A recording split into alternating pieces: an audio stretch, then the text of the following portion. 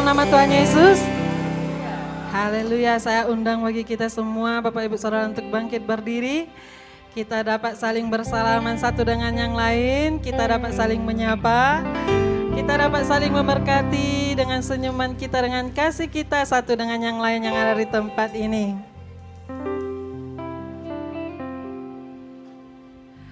Silakan duduk kembali Bapak Ibu Saudara yang terkasih. Haleluya. Berikan lagi kemuliaan bagi Tuhan kita. Sungguh luar biasa Tuhan bagi kita bekerja, bagi semua Bapak Ibu Saudara yang ada di tempat ini. Amin. Selamat datang beribadah di gereja kita GKI Padang.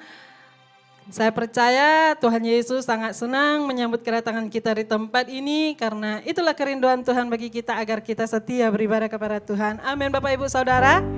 Apa kabarnya Bapak Ibu Saudara yang ada di tempat ini?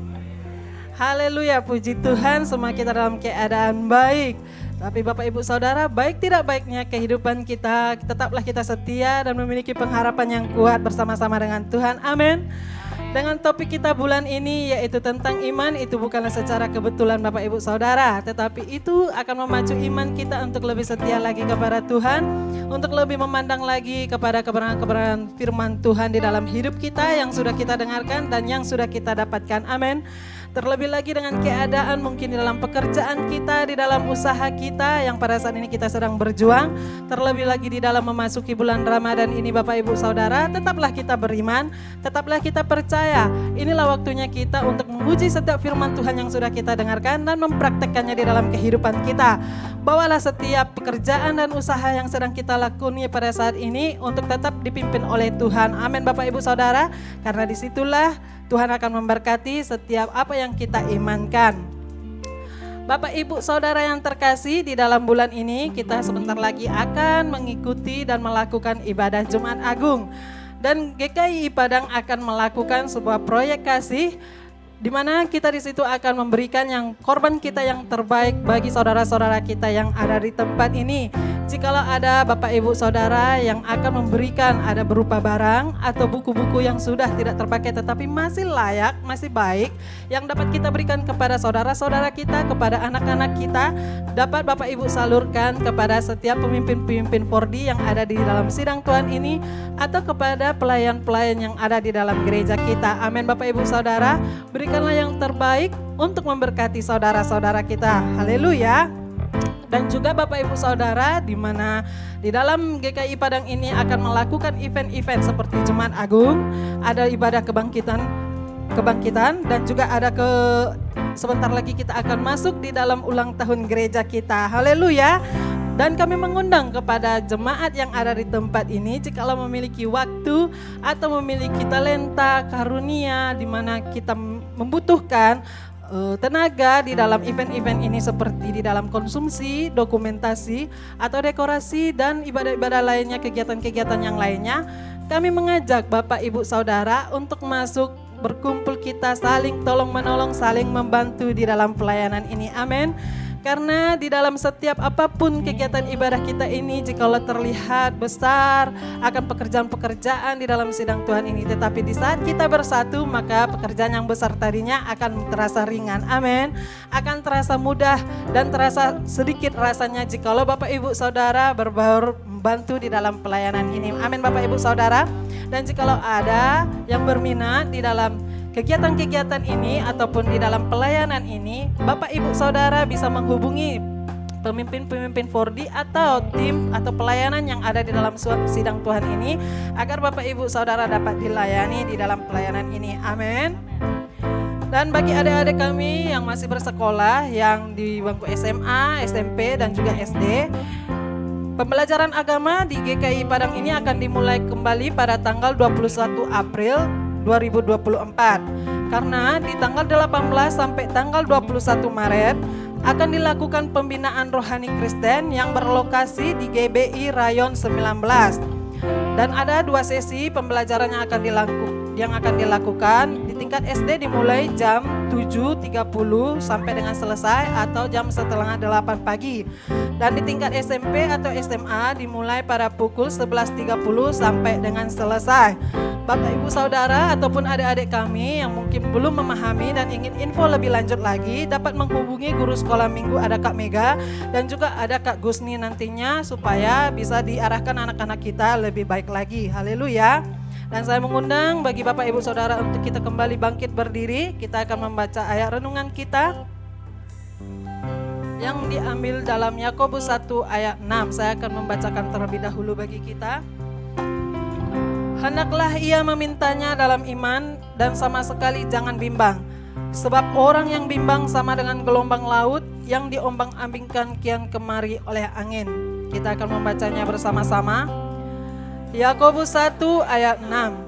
Hendaklah ia memintanya dalam iman dan sama sekali jangan bimbang. Sebab orang yang bimbang sangat yang diombang-ambingkan kian kemari oleh angin. Tuhan Yesus memberkati kita. Selamat beribadah kepada kita semua. Happy Sunday GKI. Berikan tepuk tangan paling meriah untuk Tuhan kita. Yang bersuka cita, berikan tepuk tangan dan sorak-sorai bagi Allah kita. Haleluya. Sebab Allah di pihak kita, siapakah lawan kita? Tidak ada.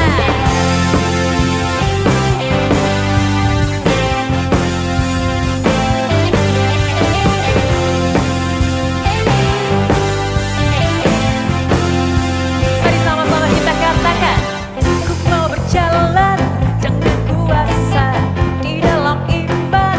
Ku kan berkata, kau di pihakku, siapakah lawanku? Berikan pinggang dan kebenaran, berbaju zirah dan keadilan.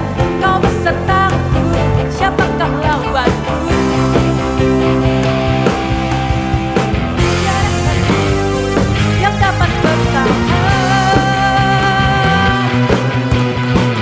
Dikalahkan di dalam namamu. Yesus Tuhanku, Kau yang berperang gantikanku. Meskipun musuh di hadapanku, ku tak takut. Yesus Tuhanku, Kaulah sumber kekuatanku, pengharapanku, gunung batuku. Mari bersorak bagi Dia. Sebab Kau adalah gunung batu, Engkau kemenangan bagi kami Tuhan.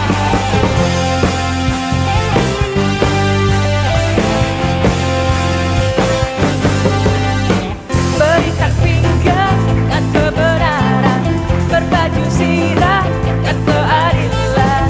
Kau besertaku, siapakah lawanku?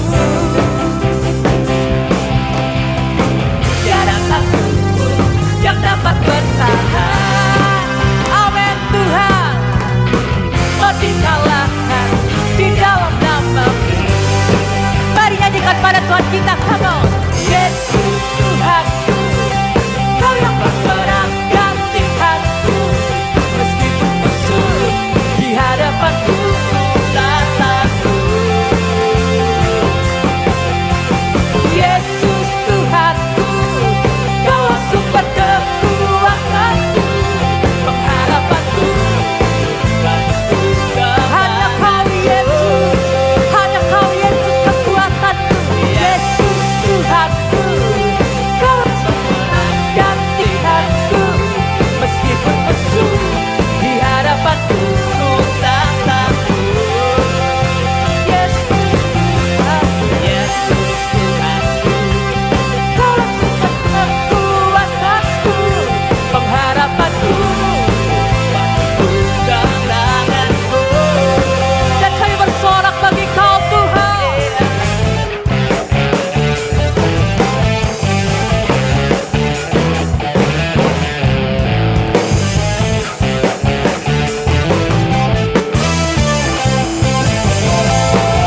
Hai GKI yang percaya bahwa Yesus Kristus ini yang berperang ganti kita.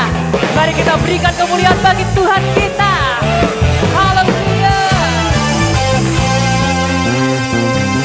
Sebab tiada satu yang dapat bertahan.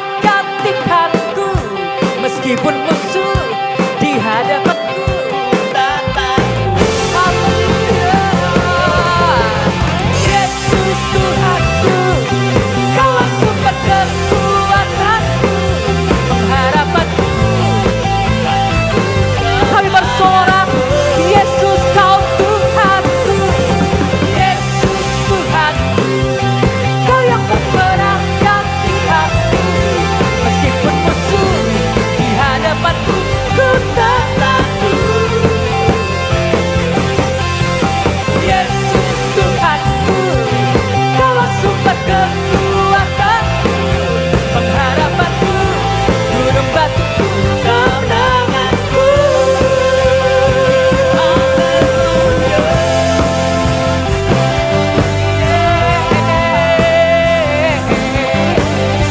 Kau Allah kemenanganku.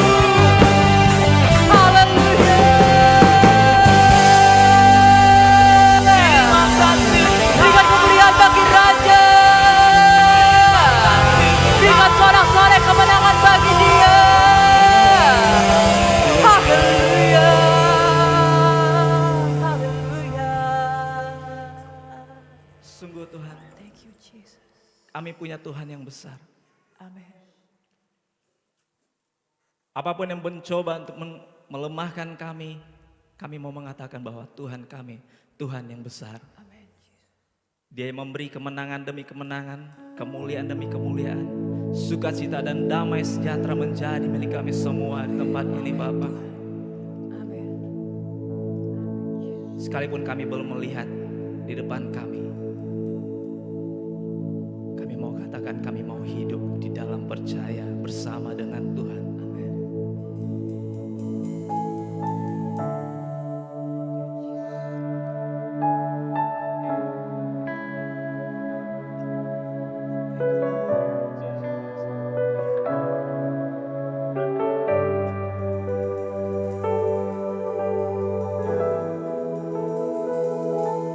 Ku hidup karena percaya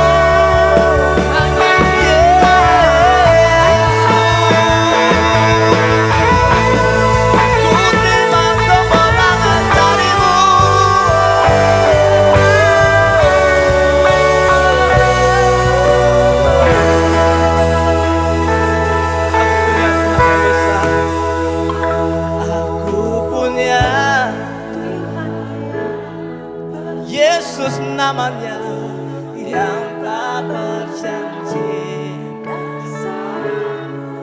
mengimanku bersepakat bersama dia, bersama dia. Oh, ku terima sekarang ke aku punya Tuhan yang besar, yang telah berjanji dan sanggup menggenapi imanku bersepakat percaya kuasanya. Ku terima sekarang kemenangan dan imanku bersepakat percaya kuasanya. Ku terima sekarang kemenangan dan berikan sorak-sorak kemenangan bagi Dia. Kemenangan bagiku, kemenangan bagiku.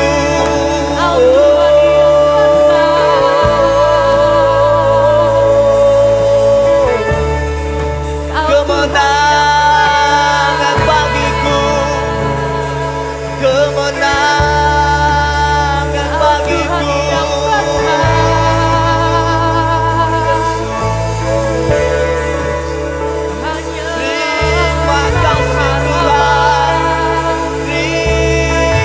terima kasih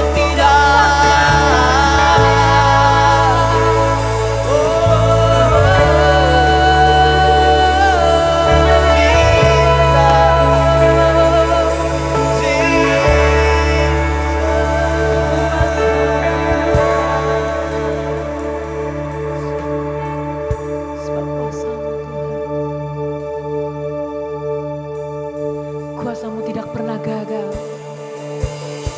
Janjimu iya dan amin. Hanya kau, hanya Yesus saja harapan kami.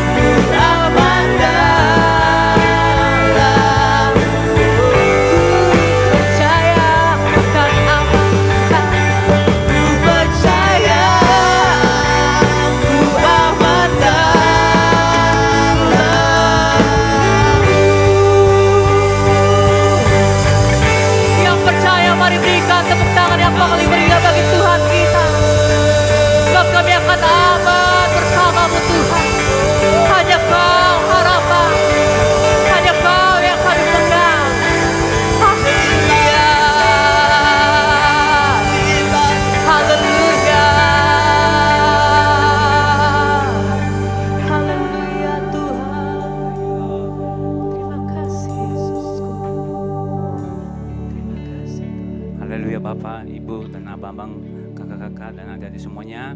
Pada saat ini kita menaikkan topi doa kemenangan kita.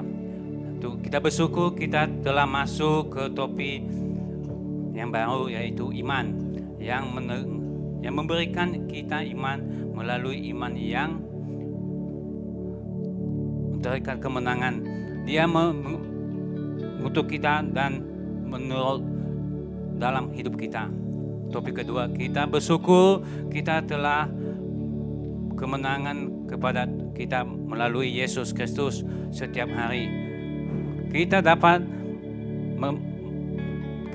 mengalami kemenangan tentang Yesus, suatu yang dikerjakan dalam hidup kita ya.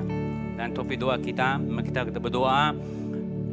Kita berdoa supaya umat Tuhan dan teguh, dan karena yang kita lalui dan ya, dia dilayar saudaraku ya. Setiap hari kita dapat memuji Tuhan dan berdoa untuk kemenangan pekerjaannya di dunia. Kita berdoa untuk kebutuhan kita sehari-hari. Kita berdoa untuk kebutuhan kita Tuhan sehari-hari yang menopang dan menyediakan kebutuhan kita setiap hari. Tambahkan pada Bibir Kudus, mari kita berdoa.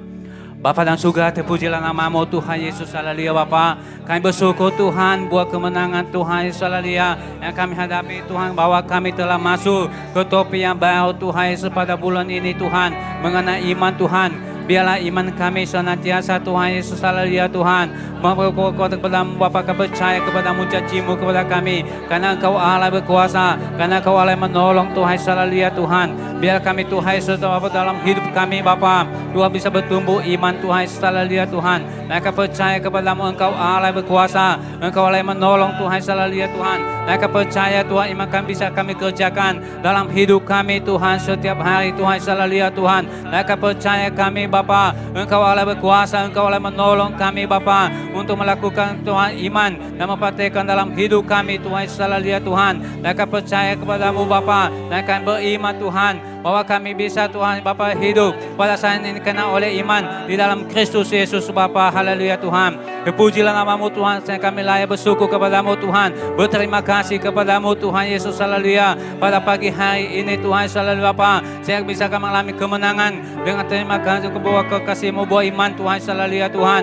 Terima kasih Tuhan, segala pujian syukur bagi-Mu, segala hormat bagi-Mu Tuhan Yesus, haleluya Tuhan. Juga akan berdoa kepada-Mu juga pada saat ini Tuhan Yesus, haleluya Bapa, untuk bersyukur kepada-Mu Bapa, bahwa Kau bersyukur bagi-Mu Tuhan Yesus, haleluya Tuhan, bahwa Tuhan Bapa kami telah membuat kemenangan dalam hidup kami Bapa, haleluya Tuhan, untuk melalui Tuhan Yesus, melalui Engkau Tuhan, bahwa iman ke Bapa sebuah kemenangan yang kami hadapi Tuhan setiap hari Tuhan, bahwa oleh karena ketaatan kami kepada-Mu, karena oleh kami mengalami kemenangan dalam hidup kami Bapa. Terima kasih Tuhan Yesus, haleluya Tuhan, bahwa supaya kami semua umat-Mu Tuhan bisa merenungkan Tuhan Yesus, haleluya, atas suatu kemenangan yang kami hadapi terima Tuhan Yesus, haleluya Bapa, sepanjang minggu ini Tuhan Yesus, haleluya Tuhan. Dan kami percaya kepada-Mu Bapa, Engkau yang menolong kami senantiasa supaya kami tetap percaya kepada-Mu Tuhan buat kemenangan yang kami hadapi dalam hidup kami Tuhan Yesus, haleluya Tuhan.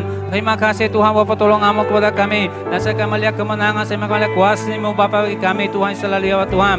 Juga kepada saat ini Tuhan, ini kami anak-Mu Tuhan, kami menaikkan doa kami, topi doa kami kepada-Mu Tuhan pada saat ini Bapa, Tuhan Yesus, haleluya Tuhan. Kami bersyukur bagi-Mu Bapa pada saat ini Tuhan Yesus, haleluya, supaya kami Tuhan umat-Mu Tuhan tutup Bapa, supaya tetap berdiri teguh Tuhan, tetap Tuhan Yesus, haleluya Tuhan. Hati kami Tuhan Yesus Bapa, tugas kami tahu Tuhan, tugas ke depan lebih besar lagi Tuhan. Biarlah iman kami kepada-Mu teguh Tuhan, untuk berdiri tegak di hadapan-Mu Bapa. Yang kami percaya kami semua umat-Mu Tuhan Yesus, haleluya Tuhan, yang ada di sini Tuhan, semua bersyukur bagi-Mu. Biarlah kami iman kami teguh Tuhan, biarlah pengikutan kami Tuhan tetap teguh kepada-Mu, supaya kami tetap kuat senantiasa. Kami tahu Tuhan pekerjaan Tuhan Yesus, haleluya Tuhan, akan menanti kami bersyukur bagi-Mu. Dan kami percaya kepada-Mu, Engkau Allah berkuasa, Engkau yang menolong kami, Engkau yang memimpin kami Tuhan Yesus, haleluya Tuhan. Dan kami melihat kuasa-Mu, dan kami melihat pertolongan-Mu bagi kami Tuhan, umat-Mu Tuhan Yesus, haleluya Tuhan, sehingga kami bisa menaati hukum-Mu Tuhan Yesus, haleluya Tuhan. dan menolong-nolong Tuhan memberikan yang terbaik kepadamu Tuhan Yesus haleluya Tuhan.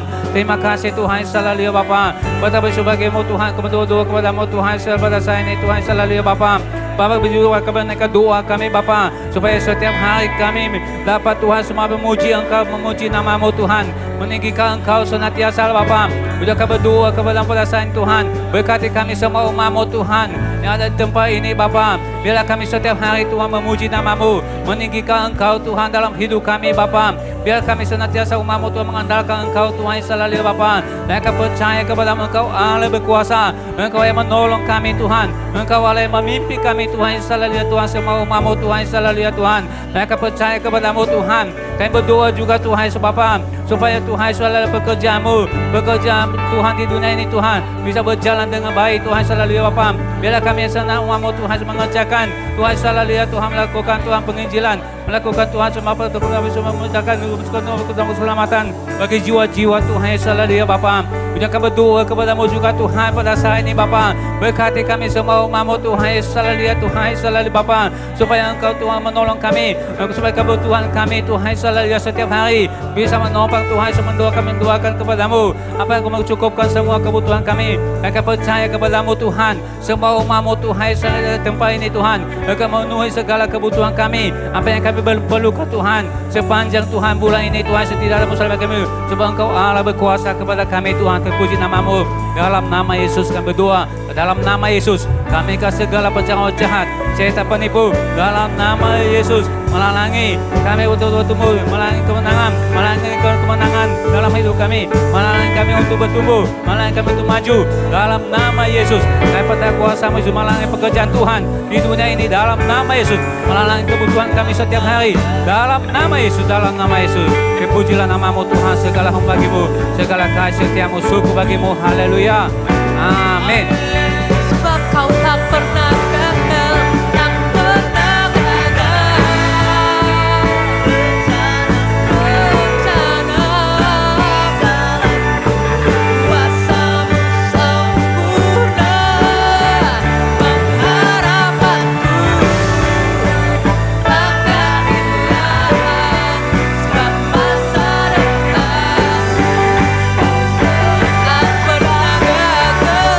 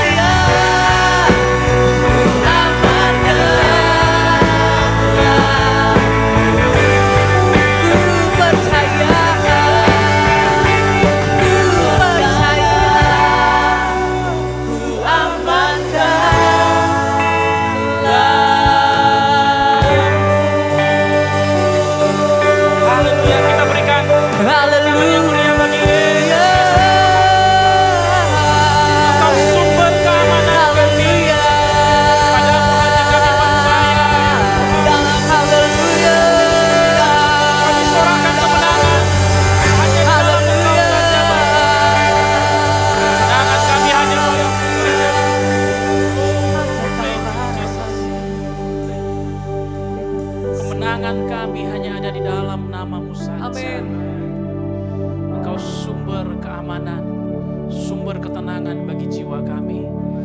Kami sangat bersyukur mengenal Engkau Tuhan. Tuhan yang hidup, berjalan bersama dengan kami dan tidak pernah satu kali pun meninggalkan kami. Kami sangat bersyukur bahwa di dalam lembah kekelaman pun gadamu dan tongkatmu selalu beserta dengan kami. Amin. Kami sangat percaya bahwa kami aman di dalam Engkau. Langit dan bumi boleh goncang. Hal-hal di sekitar kami boleh berlalu. Tetapi satu hal kami percaya, firman Tuhan tidak akan pernah membiarkan kami berjalan sendiri. Amin Tuhan. Amin. Firman memberikan keamanan bagi kami. Amin. Sehingga Amin. kami bisa berjalan walaupun di tengah-tengah badai sekalipun. Tuhan. Itu sebabnya jiwa kami menemukan kedamaian di dalam Engkau. Amin. And our soul find rest in you, God. Amin, Jesus. Menemukan rasa aman kami hanya di dalam Engkau saja. Terima kasih Tuhan, kami bisa memuji dan menyembah-Mu. Dan terima kasih buat 1 minggu yang sudah Tuhan berikan bagi kami untuk boleh belajar berjalan bersama-sama dengan Engkau. Dan kami berdoa pada hari ini kami akan dengarkan firman Tuhan lagi. Roh Kudus, berbicaralah pribadi lepas pribadi. Berikan pengertian yang dalam supaya firman Tuhan tidak hanya sebagai sebuah pengetahuan saja, tetapi firman Tuhan dapat tertanam di tanah yang subur, berurat, berakar dan bertumbuh sampai bisa menghasilkan buah. Sehingga firman Tuhan memberikan kami pengertian yang baru akan hidup ini. Supaya ketika kami mendengarkannya, cara hidup kami tidak lagi sama, tetapi berubah lebih baik daripada sebelumnya. Amin. Sehingga nama Tuhan dipermuliakan melalui kehidupan kami. Dan cara hidup kami dapat dihormati di tengah-tengah lingkungan di mana Tuhan titipkan kami berada. Bicaralah Tuhan, baik juga melalui saya menyampaikan firman-Mu. Percaya firman-Mu tidak kembali dengan sia-sia. Firman Tuhan akan memberikan pengertian akan kebenaran dan dosa. Sehingga kami tidak kembali kepada cara hidup yang lama, tetapi memiliki cara hidup yang baru, yang lebih baik, yang berkenan kepada Tuhan. Di dalam nama Tuhan Yesus, mari bicaralah bagi kami. Biar kami mengerti sesuatu pada pagi hari ini. Supaya kami pulang tidak dengan cara yang biasa. Di dalam nama Tuhan Yesus. Dan semua yang percaya berkata, amin, Amin. amin, amin. Haleluya. Silakan duduk Bapak Ibu Saudara yang terkasih. Haleluya. Terima kasih juga buat hamba-hamba Tuhan yang melayani kita pada ibadah pertama ini. Selamat pagi semuanya, Bapak Ibu Saudara. Haleluya. Ada yang belum disapa boleh sapa kiri kanannya. Sembari Bapak Ibu juga boleh mempersiapkan Alkitab dan juga catatan untuk kita boleh dengar firman Tuhan pada hari ini. Katakan juga selamat datang, saya sangat senang boleh berjumpa kembali dan bisa beribadah bersama-sama dengan kamu.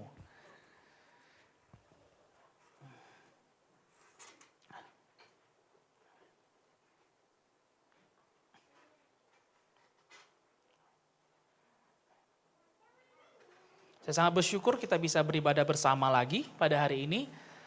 Dan biarlah setiap kali kita beribadah, kita mendapatkan suatu pembaharuan.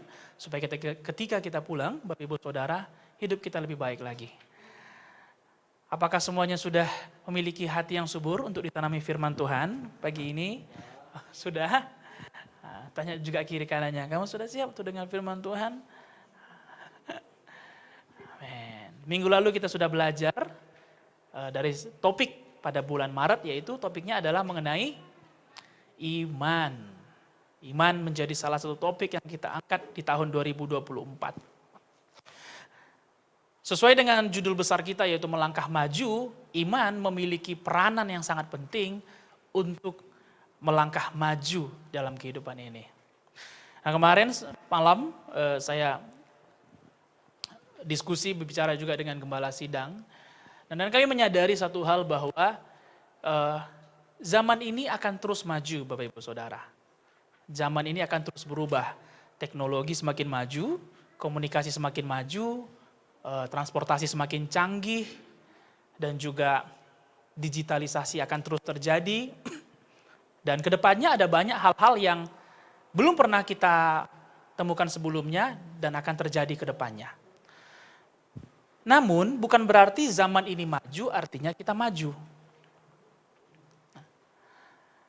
Sehingga kita menerjemahkan melangkah maju adalah hidup yang bisa mengikuti perkembangan zaman. Justru seiring perkembangan teknologi, biasanya nilai-nilai mengalami kemunduran. Karena transportasi yang semakin canggih, orang bisa semakin bermalas-malasan. Karena komunikasi yang semakin maju, orang menjadi merasa tidak perlu lagi berjumpa dengan sesamanya, cukup hanya dengan komunikasi secara digital. Dan karena kemajuan-kemajuan lainnya, nilai-nilai kehidupan bisa semakin menurun. Orang bisa mencemooh sesamanya dengan sangat bebas tanpa memperhatikan lagi norma-norma. Dan itu firman Tuhan sudah sampaikan, bahwa pada akhir zaman, orang-orang akan mengalami kemunduran. Kasih akan semakin dingin, orang semakin tidak suka beribadah, anak-anak muda tidak tahu menghormati orang tuanya.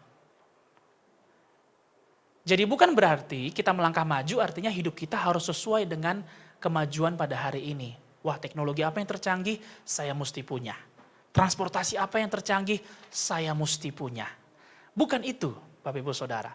Justru melangkah maju adalah seiring perkembangan zaman, nilai-nilai hidup kita tidak semakin mundur. Nilai-nilai kehidupan kita yang mungkin akan tersupres atau tertekan dengan perkembangan zaman, tetapi di dalam Tuhan kita menemukan nilai-nilai hidup kita yang sesungguhnya. Dan bisa kita pertahankan walaupun zaman ini akan bertumbuh, akan berkembang.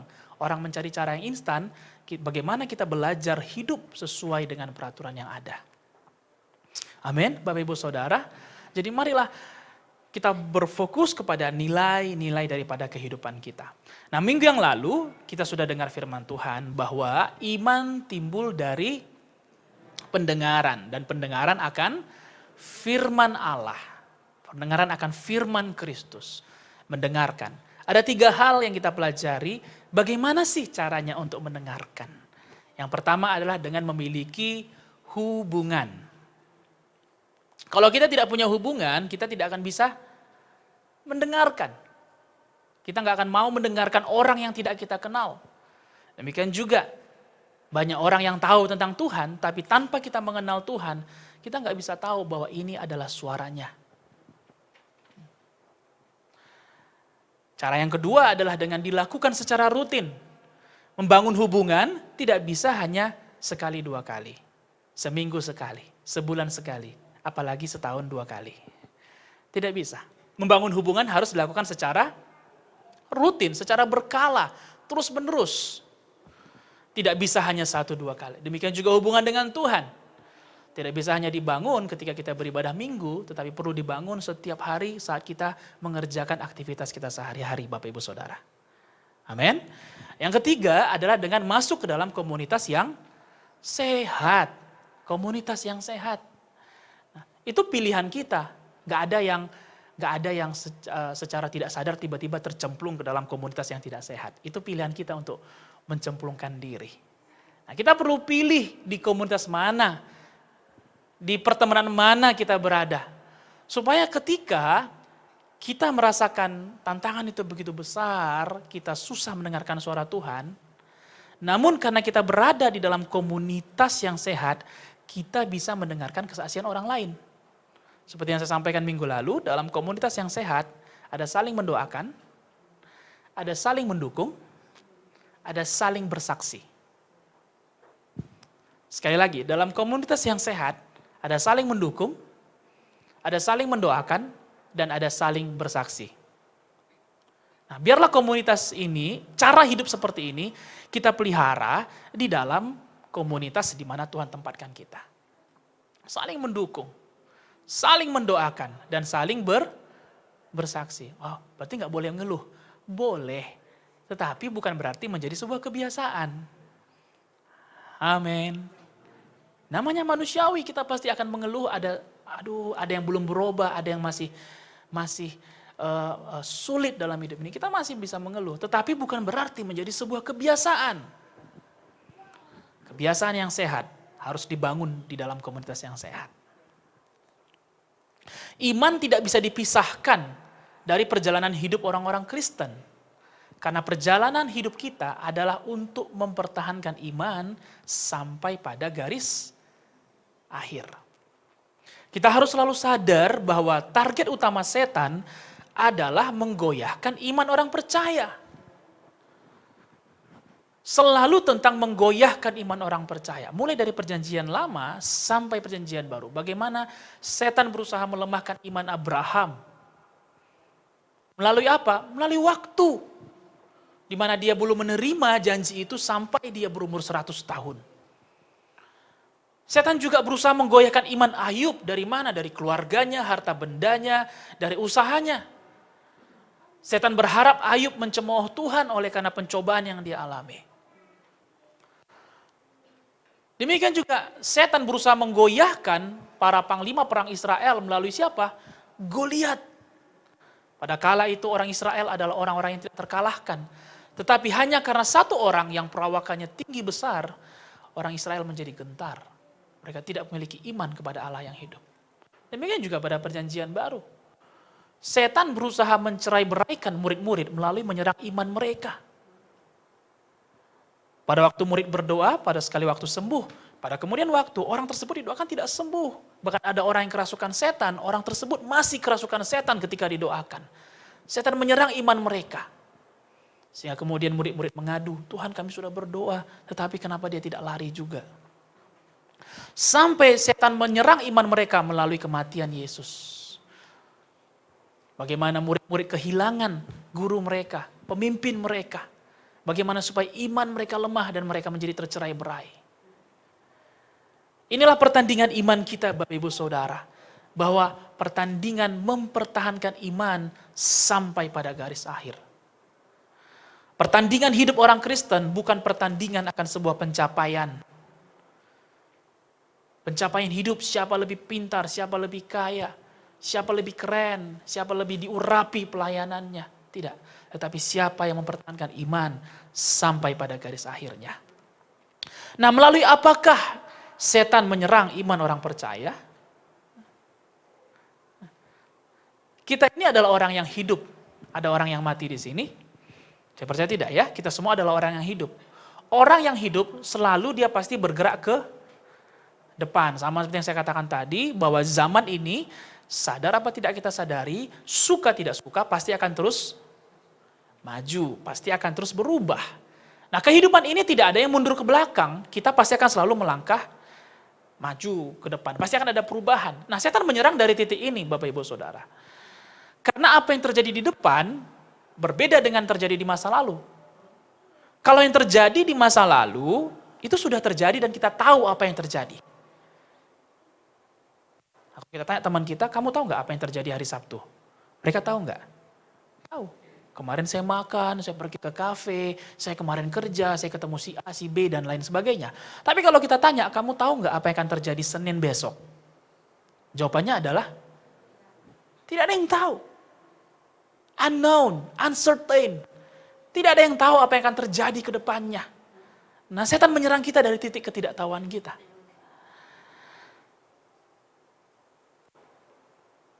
Karena ada hal-hal yang akan terjadi ke depannya, maka kita memiliki pengharapan. Nah, ini namun di dalam pengharapan ini ada 2 poin yang perlu kita sadari. Bahwa pengharapan ini mengandung 2 pengertian. Yang pertama, pengharapan adalah mengenai keyakinan. Yang kedua adalah mengenai ekspektasi. Keyakinan adalah kepercayaan kita kepada pemilik kehidupan kita. Kepada Tuhan dan kepada pribadinya. Itulah namanya yakin. Itu sebabnya ada orang memiliki usaha yang sedang bangkrut, tapi dia tetap menjalankannya karena dia yakin suatu saat usahanya akan bangkit. Keyakinan bukan tentang keadaan, tetapi tentang keyakinan bahwa itu akan maju kembali. Namun di dalam pengharapan ada juga yang namanya ekspektasi. Saya buat di sini ekspektasi adalah keinginan kita. Ekspektasi itu seolah-olah seperti ini. Saya berharap seperti ini. Saya maunya seperti ini. Adakah di sini yang pernah berekspektasi? Pastilah ya. Namanya manusia hidup. Ya. Gak usah hal yang besar, kadang hal yang kecil saja kita pasti punya ekspektasi. Ada nasi goreng di depan kita, harum sekali, ekspektasi kita apa? Nasi gorengnya enak, karena baunya harum.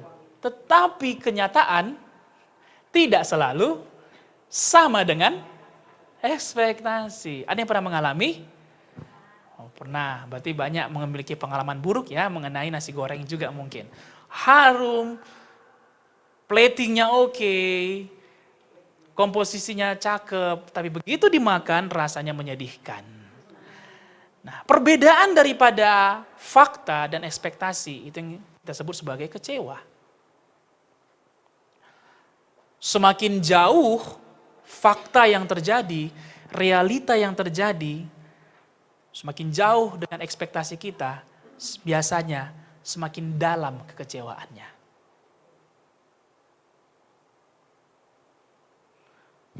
Setan menyerang kita dari titik ini. Dari titik masa depan. Kita tidak tahu apa yang akan terjadi. Kita punya pengharapan. Namun apakah pengertian pengharapan kita? Apakah keyakinan kepada Tuhan atau ekspektasi kita?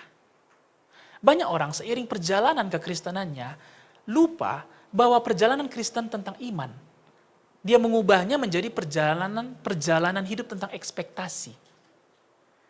Berharap seiring lamanya dia ikut Tuhan, berharap hidupnya semakin baik.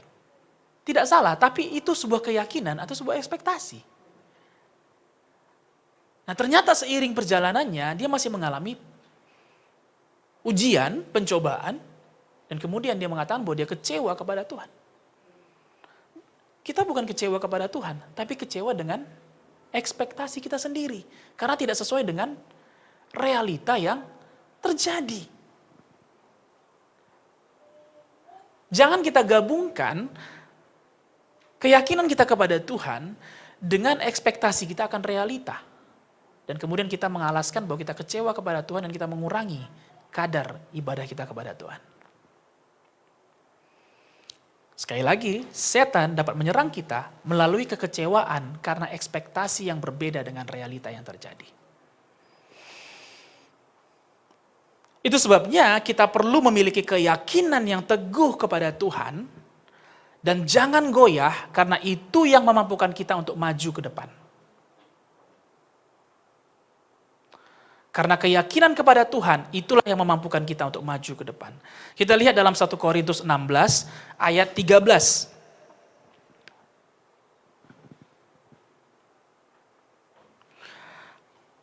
1 Korintus 16 ayat 13 saya akan bacakan dalam terjemahan Alkitab yang mudah dimengerti. Firman Tuhan berkata seperti ini. Berhati-hatilah, peganglah imanmu dengan teguh, tunjukkanlah keberanian, dan kuatkanlah. Ada perkataan di sini dikatakan, peganglah imanmu dengan teguh. Atau dalam terjemahan baru dikatakan, berdirilah di atas iman. Minggu lalu kita bahas bahwa iman adalah dasar dan bukti. Kita perlu berdiri di atas iman kita, walaupun realita yang terjadi tidak seperti yang kita ekspektasikan. Itulah iman Bapak Ibu Saudara. Iman bukan mimpi. Ini juga yang kami diskusikan kemarin. Iman bukan mimpi. Iman punya motor, iman punya mobil, iman berhasil, iman kaya, iman cakep, iman hidung mancung. Tidak Bapak Ibu Saudara. Bukan, iman bukanlah konten, iman bukan materi, iman adalah dasar. Kalau saya terjemahkan ke dalam pengertian yang lain, iman adalah dasar. Kalau ada orang bilang saya beriman bangun rumah, saya bisa terjemahkan gini. Saya beriman memiliki dasar untuk membangun rumah. Jadi walaupun rumahnya belum terbangun, tetapi kesetiaannya kepada Tuhan tidak dia kurangi. Pengorbanannya tidak dia kurangi. Cara dia memberi kepada orang lain tidak dia kurangi. Itu iman. Sekali lagi iman adalah berdiri di atas dasar yang teguh. Walaupun realita yang terjadi tidak sesuai dengan ekspektasi kita. Ada 3 fakta penting yang perlu kita bahas mengenai iman. Yang pertama, Fakta yang pertama bahwa iman perlu benih untuk bertumbuh. Iman tidak terjadi tiba-tiba. Perlu bertumbuh. Seperti sebuah tanaman. Kalau ada yang pernah nanam ya. Nah, saya pernah menjalani sebuah usaha namanya hidroponik. Dan dalam proses hidroponik ini, proses pertama ada namanya pembibitan. Ya. Nah, media tanamnya adalah rock wool dan kemudian pada waktu kami akan menanam, membibit, maka kami akan taruhkan biji, misalnya kita mau nanam pakcoy, maka biji tersebut akan kami tanam di atas rock wool.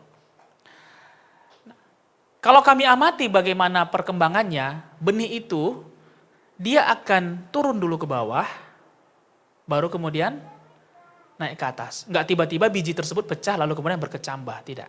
Tetapi dia pecah, lalu kemudian dia masuk ke dalam media tanam, muncul akar, baru kemudian muncullah anakannya, bibitnya yang siap untuk ditanam. Seperti halnya firman Tuhan, Bapak Ibu Saudara. Firman Tuhan tidak bisa hanya jatuh saja, tetapi harus tertanam dalam hati kita, tenggelam dalam hati kita, berakar supaya ada yang muncul. Kemunculannya namanya iman. Seperti yang kita baca kemarin dalam Roma 10 ayat 17, bahwa jadi iman timbul dari pendengaran. Jadi iman muncul dari pendengaran. Jadi iman hidup dari pendengaran. Jadi iman datang dari pendengaran, bukan dari realita.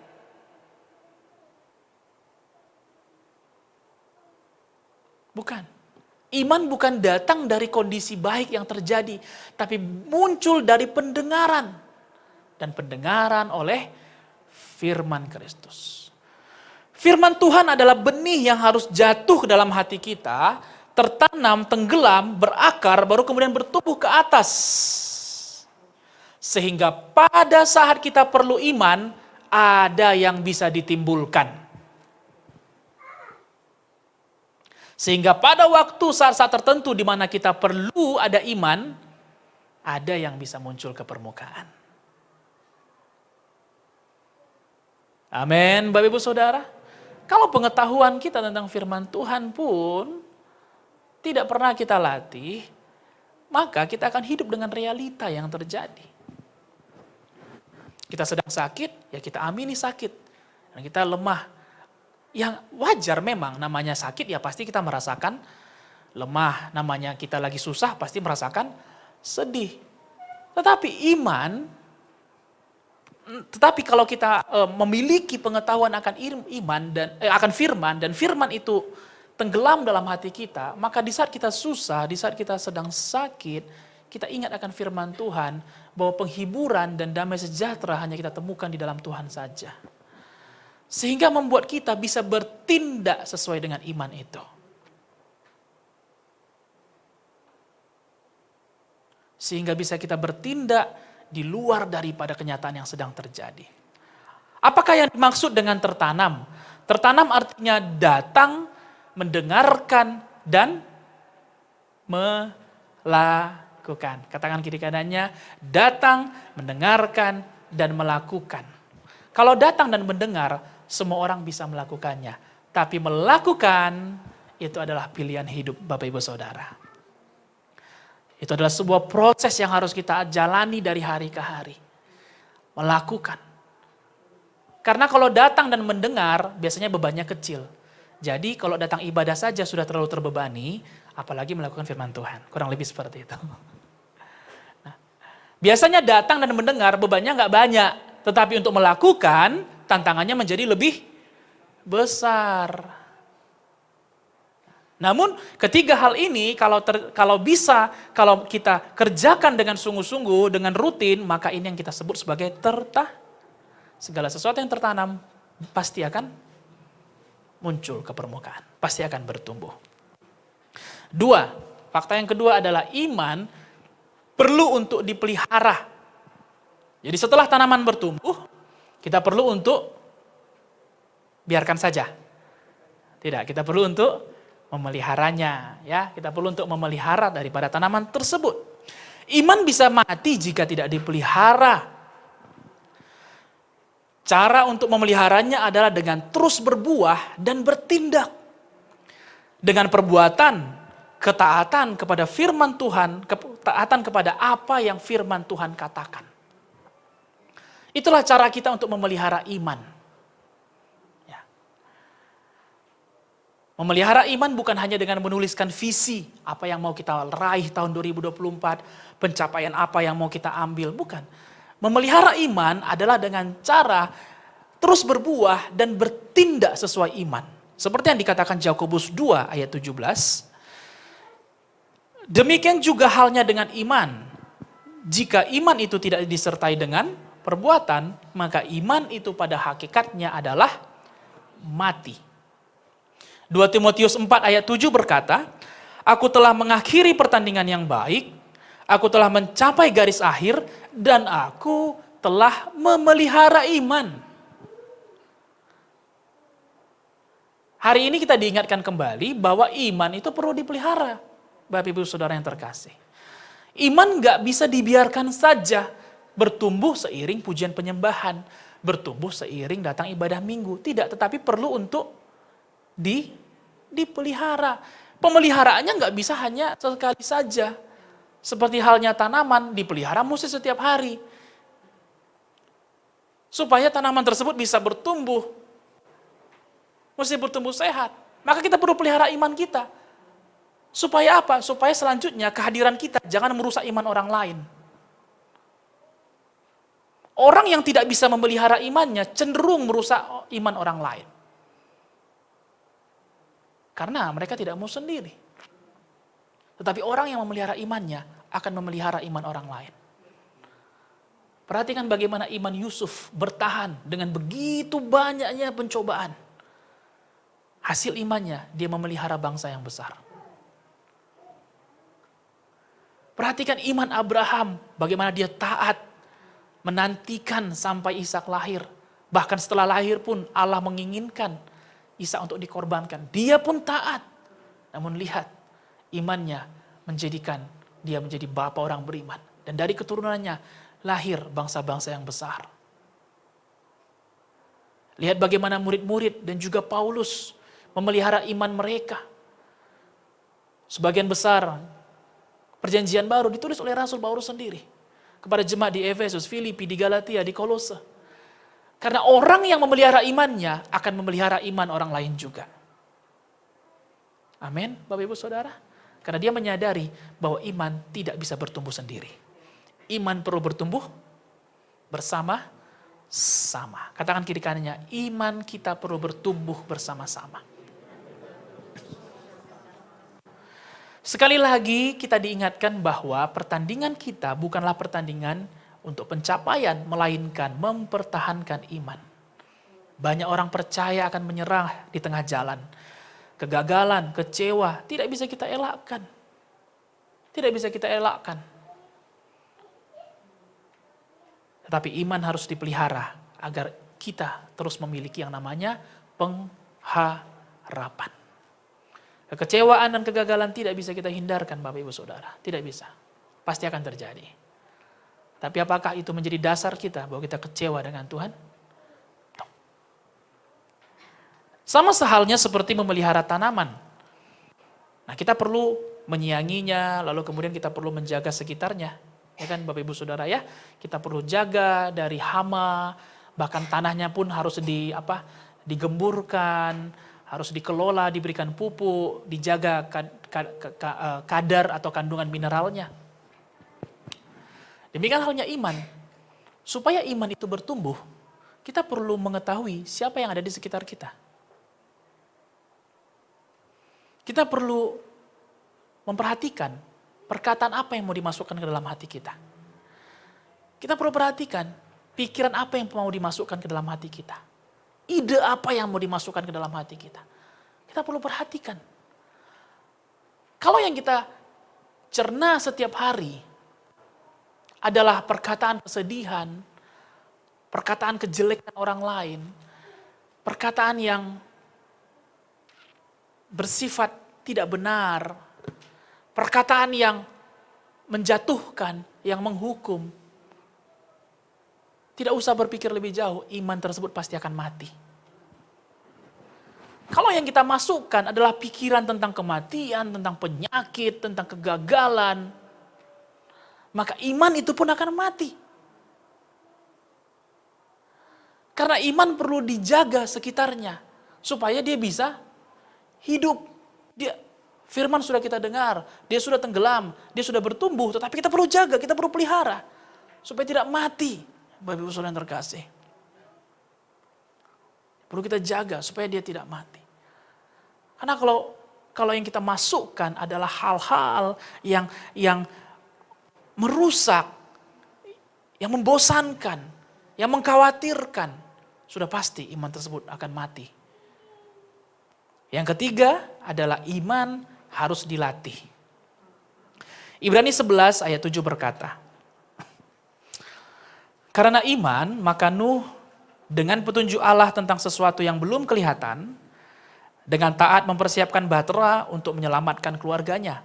Dan karena iman itu ia menghukum dunia, dan ia ditentukan untuk menerima kebenaran sesuai dengan imannya.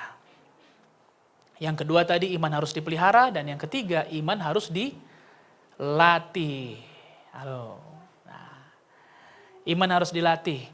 Sama seperti kalau kita mau mengikuti sebuah pertandingan, tidak ada pertandingan tanpa latihan. Kalau dia tidak berlatih, 99% bisa dipastikan pertandingannya pasti akan membuat dia menjadi kalah. 1% lagi mungkin mujizat ya, tapi itu jarang terjadi. Ya, kalau dia sudah tidak berlatih, tapi kalau latihan terus, ya sudah pastilah dia akan kalah. Demikian juga, bukan masalahnya yang terlalu besar, bukan pencobaannya yang terlalu berat, bukan sakitnya yang terlalu berat, imannya yang lupa dilatih, Bapak Ibu Saudara. Imannya yang lupa untuk dilatih. Sehingga sesuatu yang kelihatannya kecil bisa menjadi besar. Bahkan Yesus katakan kepada murid-muridnya, jikalau kamu punya iman sebesar biji sesawi saja, bukan segini. Mungkin bukan sebesar biji sesawi, enggak ada biji sesawi sebesar ini. Sebesar biji sesawi saja. Saya heran ketika firman Tuhan ini disampaikan, karena harusnya Yesus katakan gini, jika kamu punya iman sekecil biji sesawi saja. Harusnya gitu enggak sih? Karena kan biji sesawi, tapi kenapa enggak dikatakan sekecil itu saja? Karena untuk menumbuhkan iman, bahkan sekecil ini pun, itu perlu usaha yang besar. Itu sebabnya orang yang punya iman sebesar biji sesawi, Tuhan katakan, kalau kamu katakan kepada gunung ini beranjak, maka dia akan beranjak, asal tidak bimbang hatimu. Dari sini kita bisa lihat bahwa bukan masalahnya yang terlalu besar, bukan problemnya yang terlalu complicated, terlalu rumit, bukan keuangannya yang terlalu miskin, bukan. Tapi imannya yang lupa untuk dilatih. Imannya yang lupa untuk hidup. Sehingga bahkan sekecil biji sesawi pun dia tidak bisa hidupkan, Bapak Ibu Saudara. Nuh melatih imannya. Dia membangun sebuah bahtera yang besar sekali. Tapi tidak di laut. Di puncak gunung. Bahkan sampai hari ini pun, walaupun cerita Nuh ini sudah ada, tapi hari ini ada orang bangun di atas bukit pun, orang akan bilang dia adalah orang yang gila. Walaupun Nuh sudah pernah melakukannya. Apalagi Nuh di zamannya belum pernah ada orang membangun bahtera di atas bukit. Dan dia bangun di sana karena ketaatannya kepada perintah Tuhan. Nuh tidak mengerti kenapa dia harus bangun bahtera besar, bahkan bahteranya bukan sembarangan dibangun, ada ukurannya. Seolah-olah dia bilang, Tuhan, ini aja sudah gila, jangan ditambah lagi kegilaan ini. Bahkan harus dibuat dari kayu-kayu khusus. Bahtera tersebut, mungkin dia katakan, Tuhan, minta bolehlah, tapi kira-kira juga gitu. Ini sudah cukup gila untuk membangun bahtera di atas bukit. Nuh gak mengerti kenapa dia harus membangunnya. Dia ditertawakan banyak orang dalam proses ini. Tapi dia terus melakukannya sampai menyelesaikannya. Sampai waktunya tiba, hujan datang, air bah datang. Barulah Nuh mengerti bahwa bahtera itu Tuhan buat untuk menyelamatkan dia dan keluarganya. Demikian juga perjalanan kekristenan kita. Dalam kehidupan kita mungkin ada orang yang mencemooh akan apa yang kita kerjakan, akan jalan hidup yang kita pilih. Wah, ngapain kamu beribadah? Ngapain kamu datang wah kamu terlalu sering deh datang ke gereja. Kamu kan gak ngambil gaji ke gereja. Wah kamu terlalu sungguh-sungguh sih kayaknya melayani, terlalu banyak berkorban. Pikir-pikirkan juga lah, bajumu sudah lama, tidak baru. Jangan terus berkorban lah bagi pelayanan. Ya ada yang merasa seperti itu ya, gak apa-apa. Tuhan jamah mungkin itu Bapak Saudara. Aduh kamu jangan terlalu serius lah melayani, kasih waktu me time. Aduh kamu gak usah terlalu sungguh-sungguh. Di gereja itu manusia loh, isinya orang yang isinya manusia. You know lah manusia mengecewakan. Gak usah sungguh-sungguh banget lah di gereja. Banyak orang akan pasti menertawakan akan apa yang kita pilih pada hari ini. Tetapi sampai waktunya tiba kita akan mengerti kenapa Tuhan memilih kita. Dan kenapa kita memilih untuk mengikuti Tuhan. Jadi kalau hari ini ada kita yang masih belum mengerti tentang apa yang sedang terjadi, jangan berhenti Bapak Ibu Saudara. Sampai waktunya tiba, kita pasti akan mengerti. Iman harus terus dilatih untuk mencapai garis akhir. Latihannya adalah dengan belajar hidup dituntun oleh Roh Tuhan. Inilah bagaimana cara melatih iman, yaitu melatih diri kita untuk hidup dituntun oleh Roh Tuhan. Iman gak bisa dilatih kalau setiap hari semua tentang agenda kita pribadi. Kemarin juga Gembala Sidang mengatakan kepada saya bahwa kita harus terus ingat bahwa di samping daripada mimpi-mimpi kita juga memiliki tujuan hidup.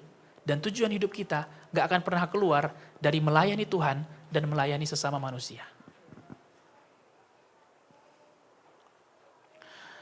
Tujuan hidup kita tidak pernah bisa keluar dari melayani Tuhan dan melayani sesama manusia. Nah, untuk melakukan ini kita perlu hidup kita dituntun oleh Roh Tuhan. Kita perlu berserah, kita perlu belajar mengosongkan diri kita. Tidak semua tentang agenda kita pribadi. Seperti tadi yang disampaikan oleh Kak Mensi, bahwa kita akan merayakan Jumat Agung dan Paskah mengenai kematian Yesus. Ini bukan sebuah perayaan, tetapi mengingatkan kita bagaimana kasih-Nya menyelamatkan kita. Membuat kita ada pada hari ini. Lalu kemudian disampaikan bahwa gereja kita akan melakukan sebuah proyek persembahan kasih kepada jemaat-jemaat yang membutuhkan. Ya, saya tahu, saya sangat yakin bahwa kita semua membutuhkan Bapak Ibu Saudara. Tidak ada yang tidak membutuhkan di sini. Tetapi pasti ada yang lebih atau ada yang sudah tidak lagi cocok kepada kita. Bisa kita berikan kepada orang lain. Yang bisa lebih berguna bagi kehidupannya. Itulah salah satu bentuk kita melayani Tuhan dan melayani sesama. Jadi kalau, saya percaya itu gak ada di sini ya. Namun kalau mendengarkan tentang, persembahan lagi, kita pun hati kita langsung gudah gulana, langsung bahasa roh ketika mendengarkan tentang pengorbanan. Roh Kudus berikan kekuatan. Ini bukan tentang kekuatan, ini mengenai kerelaan hati untuk kita memberi Bapak Ibu Saudara.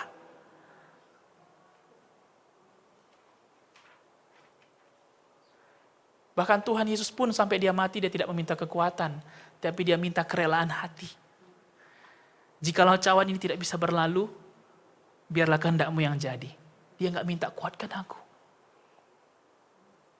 Persembahan kita bukan tentang kuatkan saya. Jadi ketika mau berikan persembahan, Roh Kudus kuatkan, mampukan. Ini bukan tentang kekuatan. Tentang apa? Kerelaan hati kita untuk memberi. Iman kita untuk memberi. Iman didasarkan kepada kerelaan hati kita, Bapak Ibu Saudara. Saya percaya ada banyak kita yang berkorban nanti bagi teman-teman kita. Amin. Oleh sebab itu, marilah kita tanya kepada diri kita, kualitas iman apa sih yang kita punya? Kualitas iman yang lemah atau kualitas iman yang kuat? Banyak orang mengira bahwa iman tumbuh bersamaan dengan berkat. Banyak orang mengira iman tumbuh bersamaan dengan sukacita. No. Iman tumbuh bersamaan dengan hal-hal sukar. Iman tumbuh ketika proses terjadi. Jadi untuk mengetahui kualitas iman kita, maka iman tersebut harus melewati proses. Dari sana kita akan tahu seberapa kokoh dasar daripada iman kita. Sekali lagi, iman tidak tumbuh bersama dengan sehat, bersama dengan sukacita, bersama dengan berkat. Tidak. Iman tumbuh di dalam masa-masa sukar. Siapa yang setuju? Ada setuju, Bapak Ibu Saudara? Yakobus 1 ayat 2 sampai 3. Firman Tuhan berkata seperti ini. Saudara-saudaraku, anggaplah sebagai suatu kebahagiaan apabila kamu jatuh ke dalam berbagai-bagai pencobaan, sebab kamu tahu bahwa ujian terhadap imanmu itu menghasilkan ketekunan. Manifestasi kekokohan iman muncul di saat ujian terjadi. Dan kita perlu menyadari dan mengingat bahwa tidak ada ujian tanpa tujuan. Bahwa setiap ujian selalu ada tujuannya. Kalau guru dunia pun memberikan ujian tidak dengan iseng-iseng saja, apalagi Tuhan yang memiliki hidup kita. Dia tidak pernah mengizinkan ujian karena iseng-iseng saja. Setiap ujian selalu ada tujuan. There is a purpose behind a test.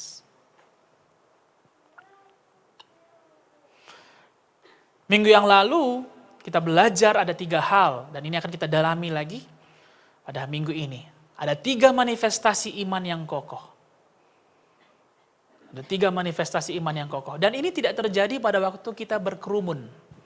Tapi terjadi pada waktu kita sedang sendiri-sendiri. Nah, saya teringat pada waktu beberapa minggu yang lalu ketika ibu sakit.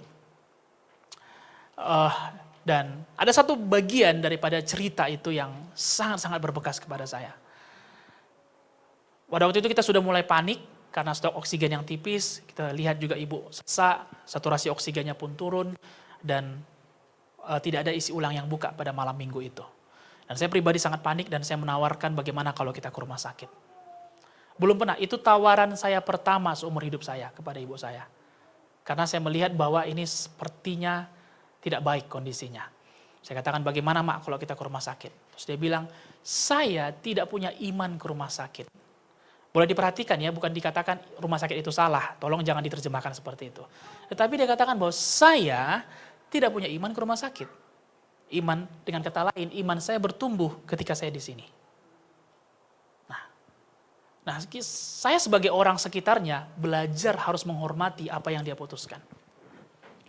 Lalu setelah itu cerita itu berlanjut, dia katakan seperti ini, udah sekitar jam 1 malam, 1:30 malam dia katakan gini, Pi tenang saja, gak usah panik, aku pun tidak panik. Saya tanya gini, Mama khawatir gak? Mama panik gak? Karena kalau Mama panik, sesak Mama akan bertambah. Saya bilang, saya gak panik. Saya tenang kok, kalau mau istirahat saja.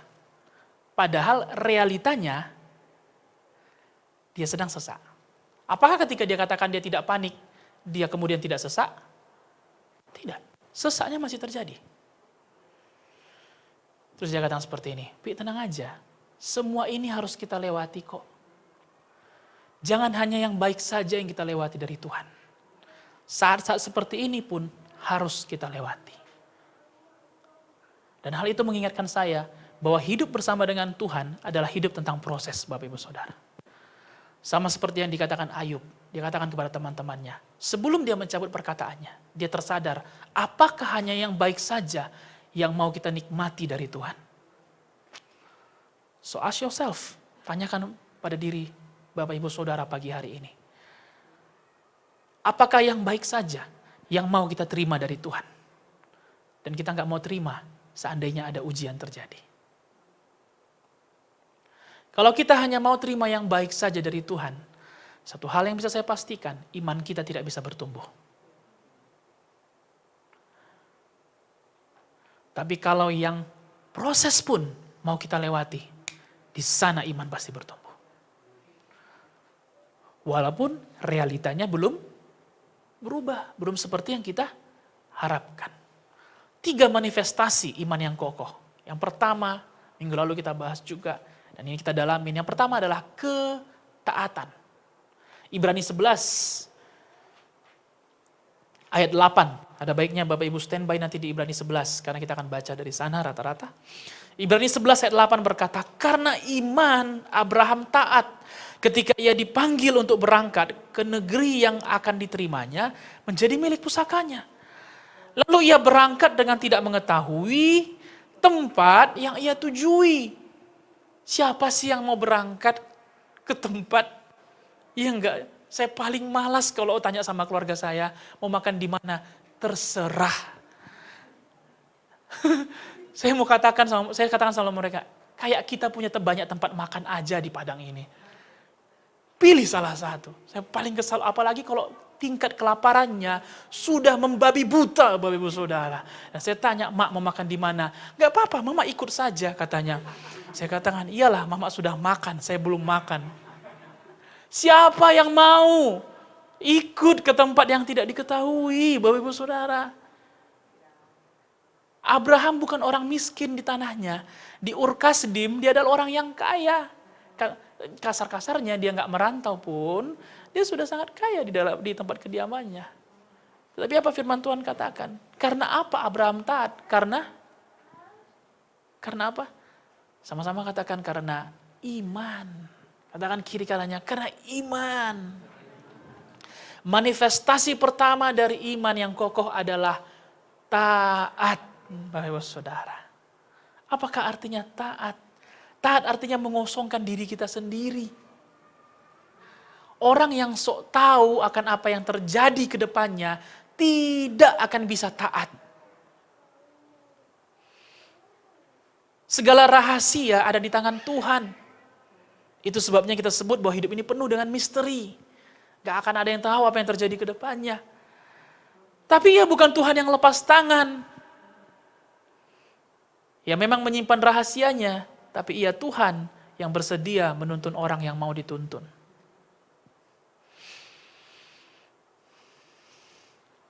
Memang rahasianya belum disingkapkan semuanya kepada kita.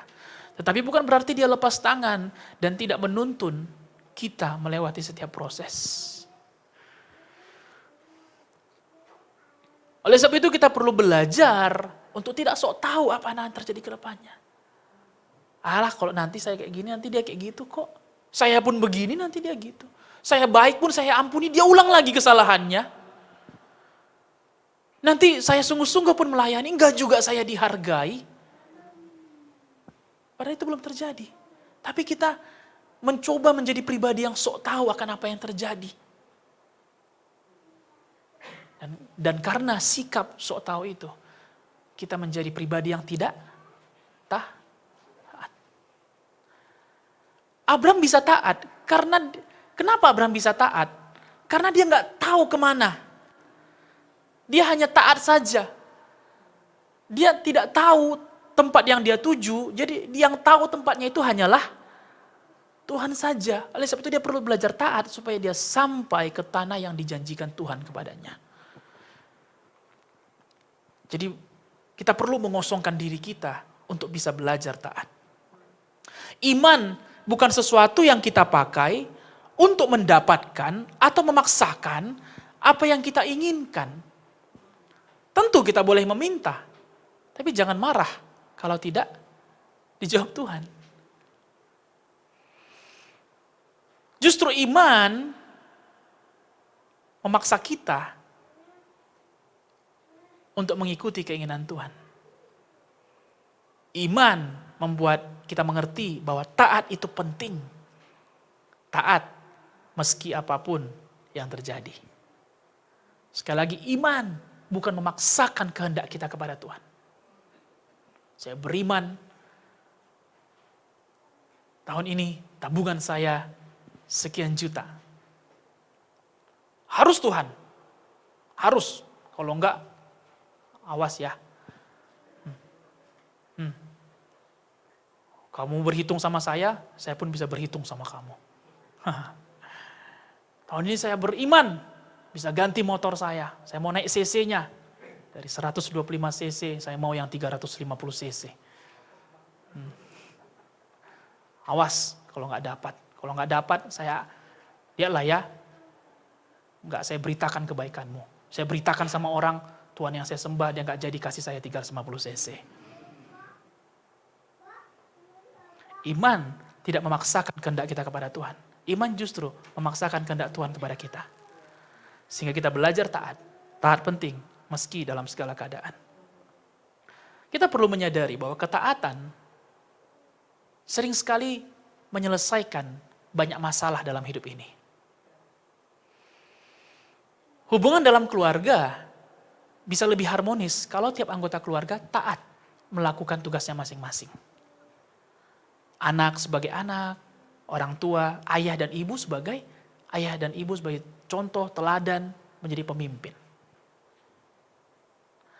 Hubungan suami istri pun menjadi lebih harmonis kalau suami dan istri sama-sama melakukan kewajibannya. Kesehatan kita lebih terjaga. Ya kan? Bila kita tetap mematuhi aturan. Aturan dalam apa? Dalam makan, dalam bergerak, olahraga, serta istirahat. Bukan doanya nggak dijawab Tuhan, saya harus sehat. Bukan. Tapi mungkin kita lupa menaati aturan dalam menjaga kesehatan kita. Jadi bukan Tuhan yang tidak menjaga kesehatan kita. Contoh ketiga, kita juga bisa lebih aman di dalam perjalanan kalau kita taat kepada rambu-rambu lalu lintas. Kita perhatikan motor sebelum pergi, nggak asal, mak pergi ya kok engkol, kunci, gas, pulang, ini udah besok pergi lagi. Ya kalau begitu caranya, tidak kita menaati peraturan bahwa perlu diservis, perlu dilihat, perlu dijaga, perlu pakai helm, perlu diperhatikan remnya dan sebagainya, maka kecelakaan mungkin untuk terjadi. Tapi probabilitas kemungkinan terjadinya kecelakaan akan semakin kecil kalau kita taat kepada aturan. Nah perhatikan Bapak Ibu Saudara, ketaatan yang kita anggap sepele sering sekali menyelesaikan banyak masalah dalam kehidupan. Yang kedua, manifestasi iman yang kokoh adalah kesetiaan. Ibrani 11 ayat 11. Karena iman, ia juga dan Sarah beroleh kekuatan untuk menurunkan anak cucu. Walaupun usianya sudah lewat. Karena ia menganggap dia yang memberikan janji itu setia. Setia tidak bisa terjadi tanpa alasan. Gak bisa, kenapa kamu setia? Ya saya setia aja. Setia harus ada alasannya. Mengasihi tanpa syarat, tapi setia mesti ada alasannya. Alasan kesetiaan menentukan seberapa jauh kesetiaan itu. Kalau alasan setia kepada Tuhan adalah supaya diberkati, supaya sembuh, maka sejauh itulah kesetiaannya. Kalau alasan ikut Tuhan supaya jodoh, supaya hubungan harmonis, romantis, sejauh itulah. Tapi kalau ikut Tuhan, karena kita mau menyenangkan Dia, melayani Tuhan dan melayani sesama, maka sejauh itulah kesetiaannya. Alasan kita untuk setia menentukan seberapa jauh kesetiaannya. Abraham mengerti dan menyadari bahwa dia yang berjanji itu setia. Sehingga dia dengan setia menantikan janji Tuhan. Karena Abraham mengenal bahwa Tuhan tidak pernah mengingkari janji-janjinya. Abraham menjadikan Tuhan sebagai teladan dalam kesetiaannya.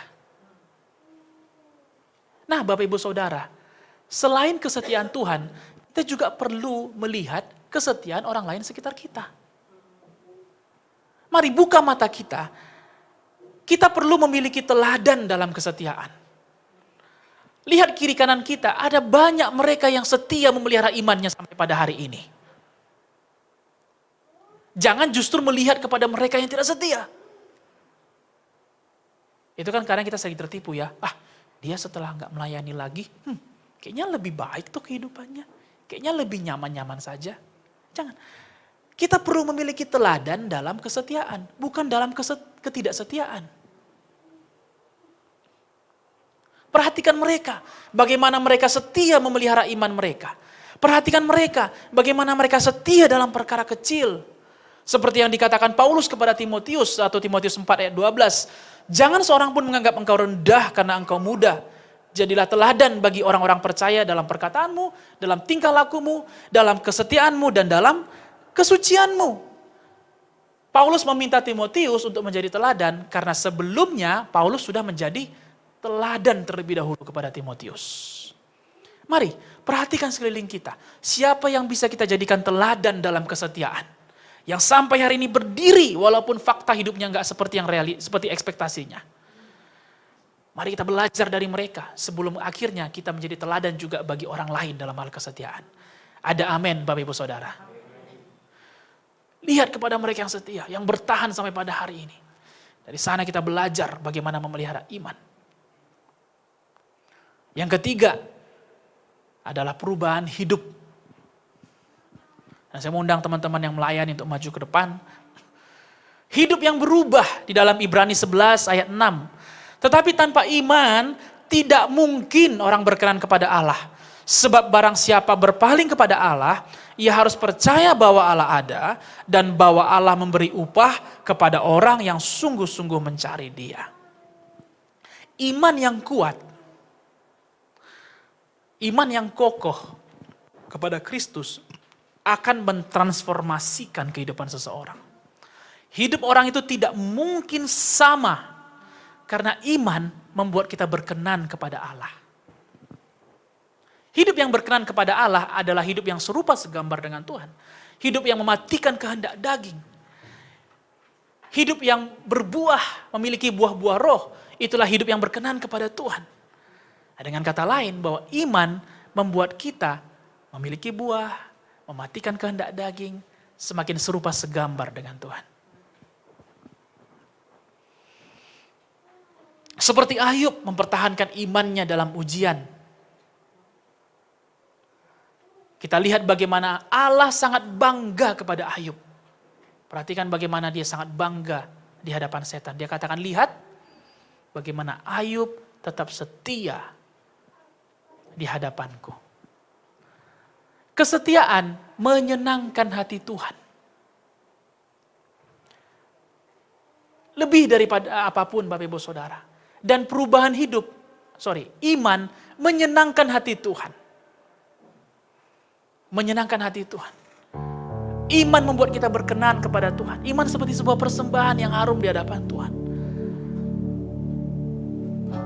Bahkan 1 Samuel 15 ayat 22 berkata, tetapi jawab Samuel, apakah Tuhan itu berkenan kepada korban bakaran dan korban sembelihan sama seperti kepada mendengarkan suara Tuhan?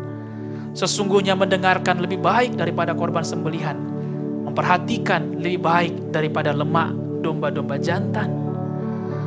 Tuhan lebih senang kepada iman seseorang daripada korban persembahannya. Bukan berarti kita tidak perlu memberikan persembahan kita. Mempersembahkan persembahan pemberian kepada Tuhan dan kepada sesama, perlu. Tetapi tanpa iman, semuanya menjadi sia-sia.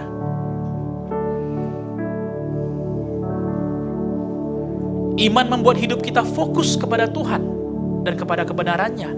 Sehingga melakukan firman bukan lagi beban, melainkan kesenangan bagi kita. Orang yang mendengar dan memperhatikan, seperti yang dikatakan Samuel kepada Saul, pasti akan mengerti. Dan pengertian akan firman Tuhan pasti mengubahkan hidup seseorang.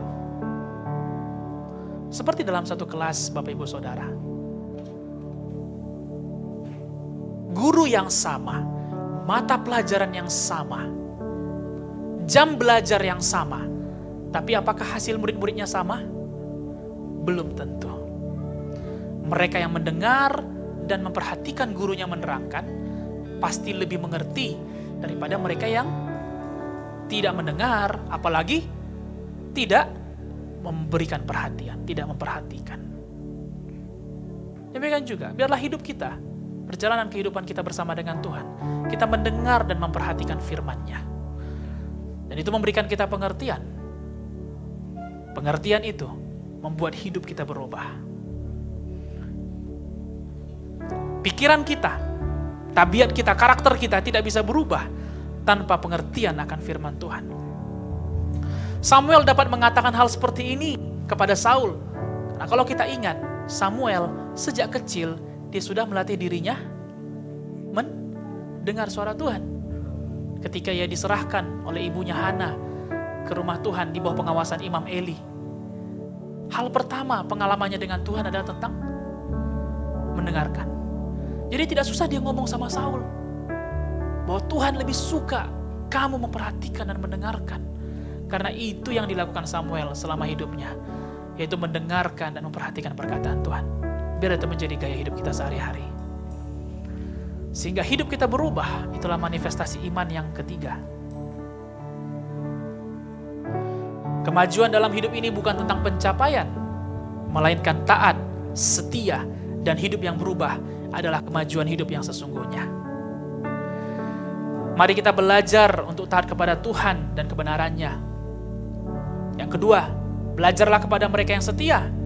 Belajar mengelola perkara kecil yang dipercayakan kepada kita hari ini. Dan yang ketiga yang kita pelajari, mendengar dan memperhatikan firman Tuhan akan membangun pengertian yang membuat hidup kita berubah dan berkenan kepada Tuhan.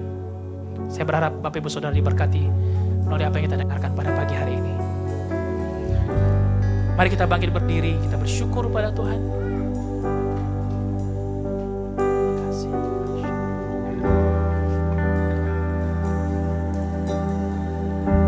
Jemaat Tuhan boleh mengambil waktu sejenak untuk merenungkan apa yang sudah Tuhan sampaikan bagi kita dan apa yang Tuhan taruhkan. Saya percaya bahwa tidak ada satupun yang kembali dengan sia-sia. Ambillah waktu untuk merenungkan firman Tuhan dan bersekutu dengan Tuhan, supaya kemudian Tuhan memeteraikan apa yang kita terima pada hari ini. Terima kasih Tuhan untuk firman yang Kau berikan bagi kami. Terima kasih Bapa untuk kebaikan. Ajar kami untuk taat kepada firman, kepada kebenaran Tuhan. Ajar kami untuk setia dalam perkara kecil yang dititipkan kepada kami. Setia kepada apa yang Tuhan percayakan. Setia kepada keluarga kami. Setia seperti Kau setia Tuhan. Buka mata kami kepada orang-orang yang setia.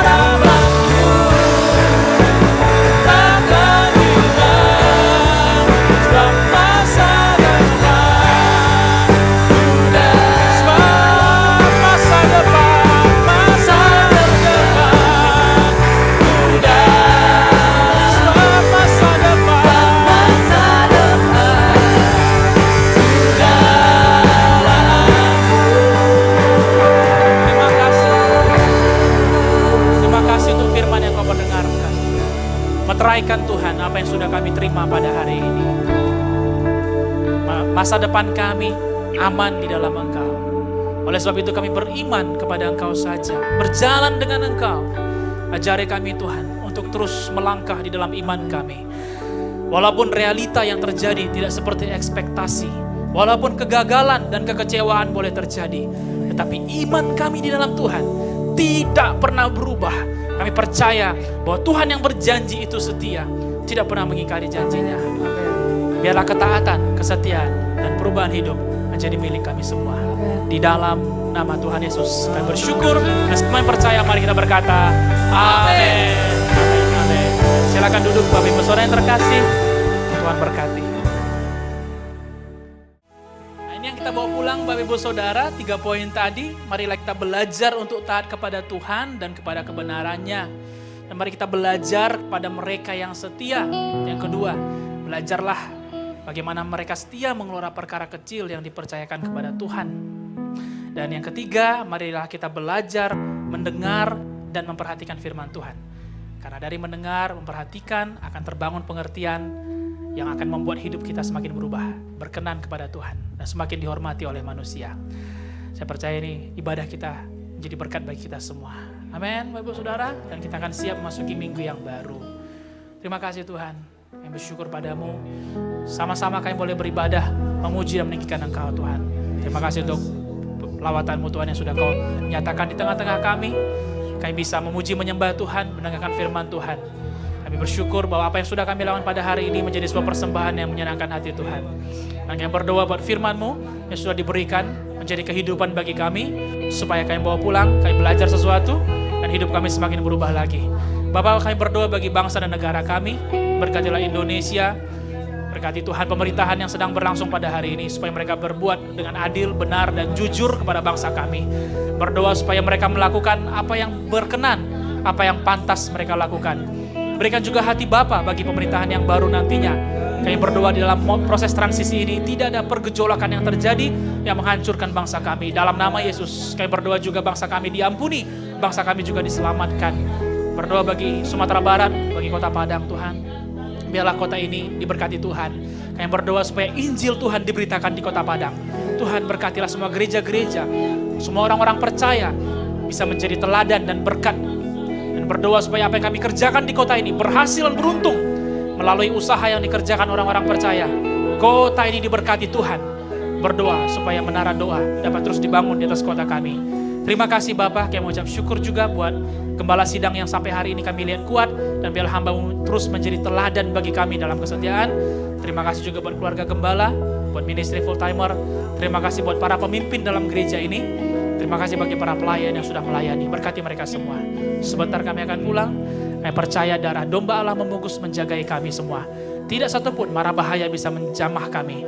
Berdoa bagi saudara-saudara kami yang jauh di Kota Padang yang akan pulang. Berkati Tuhan perjalanan mereka. Biarlah berikan juga kendaraan yang baik, yang bertanggung jawab.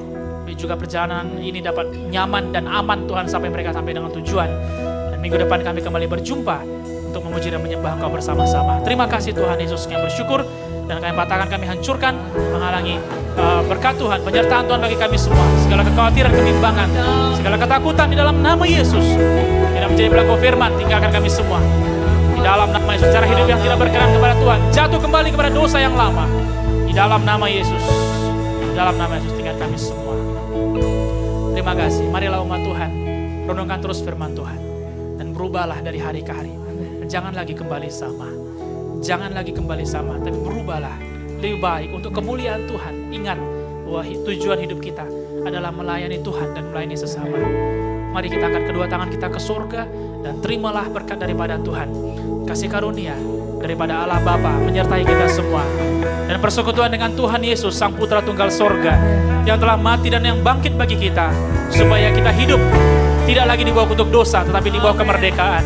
Dan terimalah persekutuan dengan Roh Kudus menyertai kita dari hari ini sampai Maranatha, Yesus menjemput kita kedua kalinya. Marilah kita menerima berkat ini dengan iman, dan marilah kita hidup sebagai orang-orang yang lebih daripada pemenang. Di dalam nama satu nama, yaitu Tuhan Yesus Kristus, dan semua yang percaya diberkati berkata, amin, amin, amin, amin.